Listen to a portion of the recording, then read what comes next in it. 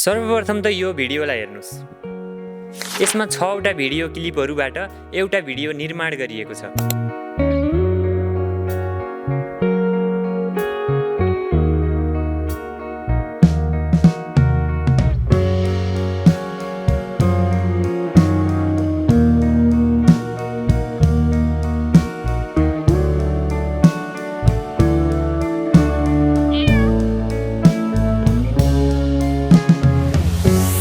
पुनः नयाँ भिडियोमा स्वागत छ तपाईलाई।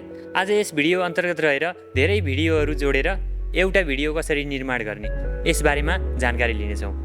कुनै पनि सर्ट भिडियो, रिल्स या लामो खालको भिडियो बनाउनको लागि पनि यसको प्रयोग गरिन्छ।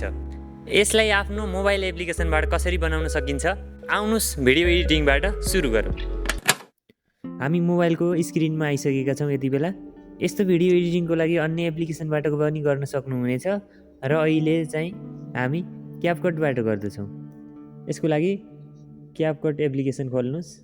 खोलिसकेपछि यसमा क्लिक गरेर भिडियो एड गर्नुपर्ने हुन्छ र प्लस आइकनमा थिचिसकेपछि यहाँबाट जुन हामीले जतिवटा भिडियोहरू सिलेक्ट गर्नुपर्ने हो त्यो सबै सिलेक्ट गर्नुपर्ने हुन्छ र यति बेला यहाँ 6 वटा छ, यहाँ 6 वटै सिलेक्ट गर्छु म। त्यसपछि एड गर्नुहोस्। यसपछि यहाँ सबै भिडियोहरू आइसकेको छ र हामीले कुनलाई अगाडि पछाडि गराउनु पर्ने हो त्यो पनि अगाडि पछाडि नमिलेको भए मिलाउन पनि सक्छौँ र स्प्लिट गरेर बाँकी रहेको पार्ट्सहरू हटाएर ठिक मिल्ने तरिकाले राख्न सक्छौँ यहाँबाट। र यो सबै प्रक्रिया मिलिसकेपछि भिडियो सेट भइसकेपछि हामीले एक्सपोर्टमा क्लिक गरेर सेभ गर्छौँ। यो तरिकाबाट छोटा छोटा क्लिपहरूलाई एउटा लामो भिडियोको रूपमा रूपान्तरण गर्न सकिन्छ। भिडियो कस्तो लाग्यो यहाँसम्म आउनुभयो भने एक लाइक गर्न नबिर्सनु होला। त्यसै गरी कुनै कमेन्ट छ भने राख्न सक्नुहुनेछ। धन्यवाद।